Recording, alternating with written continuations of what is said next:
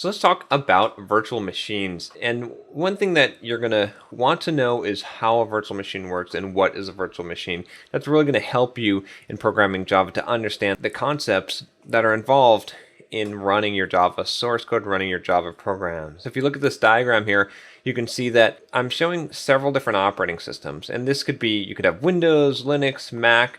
You can think of those operating system blocks as those operating systems, or really any operating system. Top of them is a virtual machine. This would be your Java virtual machine for Java.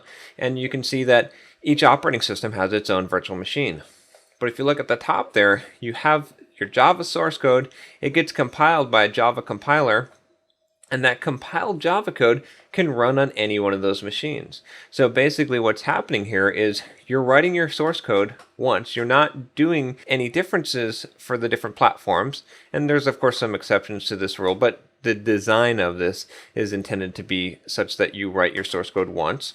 In fact, not only do you write it once, but you compile it once. This compiled Java code is actually interpreted. It's like an assembly language for these virtual machines, and the virtual machines are acting to make the same thing work in the different ways that operating systems handle things like files and networking. And so really you're writing your code against these common Java libraries using the Java language, and the virtual machines are handling the differences to produce basically the same output on each operating system. So that's the basic idea of a virtual machine, is that it's virtualizing the operating system. It's virtualizing your application so that it can run on any operating system, and it doesn't have to be written specifically for that operating system. And that's kind of really the key advantage of Java.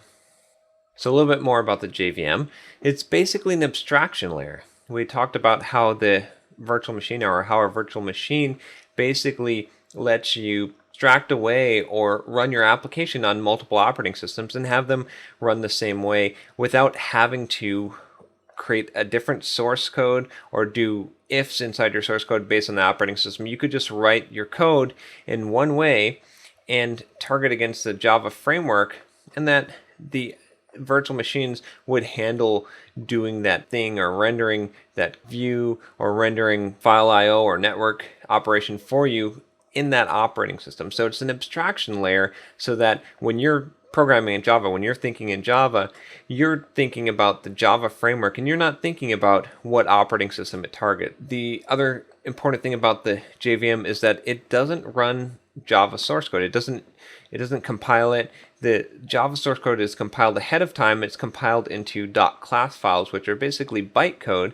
And bytecode is nothing more than really an assembly language for the Java virtual machine. So just like computers, an x86, a Intel PC basically would have its own assembly language, the Java virtual machine has an assembly language, which is the bytecode. And because of this, you can actually run more than just Java in a JVM. There's a whole host of languages that exist now that compile themselves down to Java bytecode and therefore can be run inside of the JVM. So really, this idea of bytecode is helping to abstract away the operating system so that you can run on multiple operating systems, but it's also abstracting away to some degree the programming language. And you'll see a similar thing if you're familiar with .NET. It's a very similar concept, except .NET wasn't really designed to go for different operating systems, but it does allow different languages. The JVM does garbage collecting, and we're not going to go into detail in garbage collection, but garbage collection is basically a way that you don't have to manage memory yourself.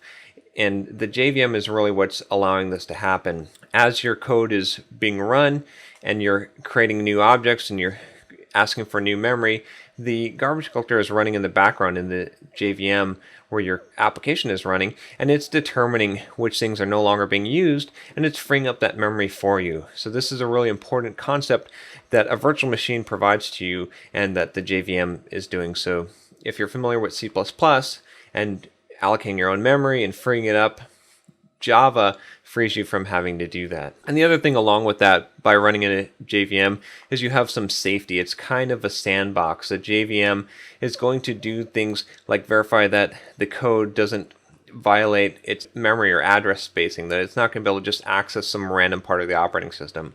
Things that are running inside the JVM are sandbox. They have that safety because the JVM's enforcing that safety. Whereas if you're running just a native program, there's nothing to stop you from overwriting some memory location that doesn't belong to you, unless the operating system itself has that control. But inside the JVM, you're guaranteeing that safety.